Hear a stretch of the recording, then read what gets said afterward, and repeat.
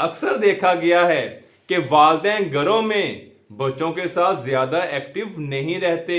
वालिदैन को देखकर बच्चे भी सुस्त रवि का शिकार हो जाते हैं।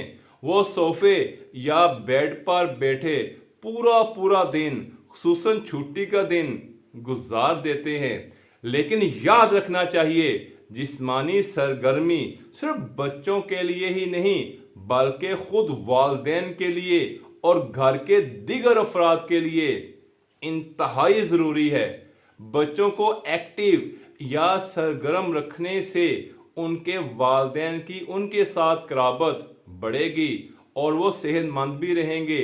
लिहाजा बच्चों को अपने साथ ज्यादा से ज्यादा मानूस करने के लिए उनके साथ खेलें। बच्चों की बेहतर सेहत के लिए रोजाना कम अज कम 60 मिनट की जिस्मानी सरगर्मी इंतहाई जरूरी है। रसूल अकरम सल्लल्लाहु अलैहि वसल्लम खुद भी अपने नवासों हसनैन शरीफैन के साथ खेला करते थे।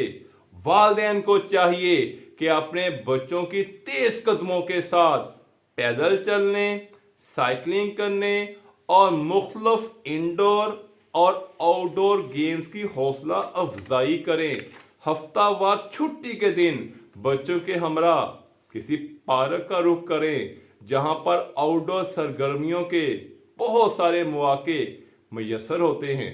रात को खाने के कुछ देर बाद वालिदैन को चाहिए कि बच्चों के हमरा चहलकदमी की बाकायदा आदत अपनाएं। इसी तरह बच्चों को स्कूल या दीगर जगहों पर ले जाने के लिए अगर दरमियानी फासला ज्यादा ना हो तो पैदल चलने को तरजीह दें। घर के एक हिस्से में बच्चों को खेलने कूदने की मुकम्मल इजाजत दें ताकि वो आराम से खेल सकें। इसी तरह उस कमरे में गेंद, कूदने के लिए रस्सी और हर तरह का खेल का सामान उन्हें दस्तयाब करवाएं जिसमें जिस्मानी सरगर्मी शामिल हो। बच्चों को हमेशा ऐसी सरगर्मी में हिस्सा लेने की तरगीब दीजिए जिसमें एक जगह बैठने की बजाय बच्चा मुख्तलिफ जिस्मानी मशकें कर सके।